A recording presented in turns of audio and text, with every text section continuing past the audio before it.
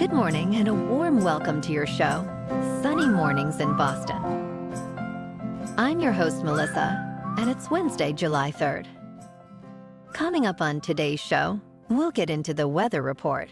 Then we'll jump into some local news and a few interesting happenings in business, science, and entertainment. But first, you'll be interested to know 161 years ago, today in 1863, the Battle of Gettysburg ended. Following 3 days of intense fighting, casualties numbered more than 50,000. With a victory for the Union forces, the Battle of Gettysburg was seen as a turning point in the American Civil War. So now you know. And now you know what time it is. It's time for the weather report. It looks like we're in for a sunny day with a high near 77 and northwest wind of 6 to 9 miles per hour. Tonight, it will be partly cloudy with a low around 64. For all you beach runners out there, the first high tide Wednesday will be just after 10 a.m. with a low tide at 3:45 p.m. The nearshore buoy at Cape Cod Bay reads 68 degrees for the water temperature. Looking ahead in the weather, Independence Day will be partly sunny with a high near 85 and southwest wind around 10 miles per hour. There is a slight chance of showers Thursday night, Friday, and Sunday. There is a chance of showers Saturday afternoon and Saturday night. Sunday will be partly sunny with a high near 89. Bonjour, food enthusiasts. This podcast is brought to you by Versailles Cafe and Pastries in Encinitas. Nestled on El Camino Real South, just north of Encinitas Boulevard, this cafe is a haven for culinary delights. Indulge in their amazing Eggs Benedict or their gluten-free crepes. You can grab a panini for lunch or just breeze on through to get your morning coffee. They are open every day from 8 to 5. So stop on by and don't forget to tell them Sunny Morning sent you. In local news, seasonal white shark sightings around Massachusetts have increased in recent years, particularly around the Outer Cape, due to a growing population of gray seals. Since 2009, the Massachusetts Shark Program has tagged more than 120 white sharks to study their movements.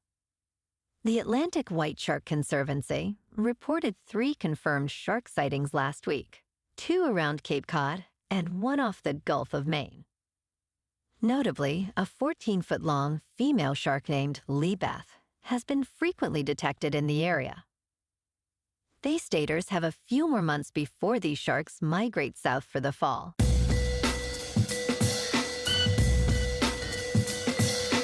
Now on to sports. The NBA free agency period kicked off with major moves. The Boston Celtics signed Jayson Tatum to a 5-year, $314 million supermax extension, the richest deal in NBA history. The Philadelphia 76ers secured 9-time All-Star Paul George with a 4-year, $212 million contract.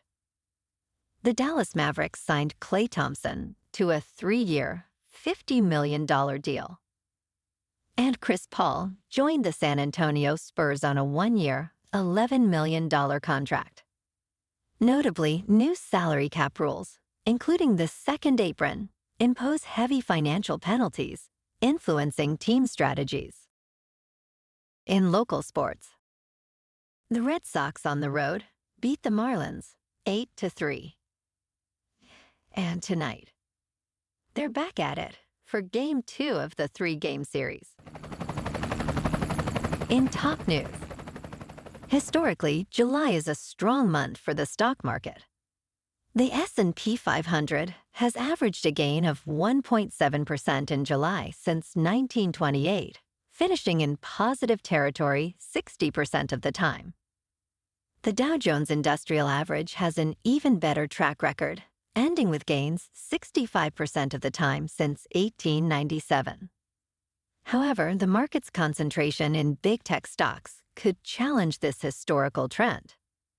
Notably, 30% of the index's first-half gains came from NVIDIA. If top companies falter in July, it could significantly impact overall market performance. In business news, Robinhood Markets has acquired Pluto, an AI-driven investment research company, to enhance its customer offerings. Pluto's founder and CEO, Jacob Sansbury, joins Robinhood's leadership to integrate these AI capabilities. The acquisition aims to provide Robinhood customers with advanced data analysis, personalized investment strategies, and portfolio optimization. Mayank Agarwal, Robinhood's Vice President of Engineering, highlighted Pluto's potential to democratize finance through AI. This move aligns with Robinhood's broader strategy, which includes expanding into financial advice. Recently, Robinhood also purchased Bitstamp for $200 million to bolster its cryptocurrency services. In crypto movement, Bitcoin is just over $62,000. Ethereum is nearing $3,400. And Solana is $153. Moving on to a more local vibe. In our community spotlight on health and wellness, we are working with a national Pilates studio to bring you some free classes, so listen up. Check out Club Pilates, with several locations in the Boston area.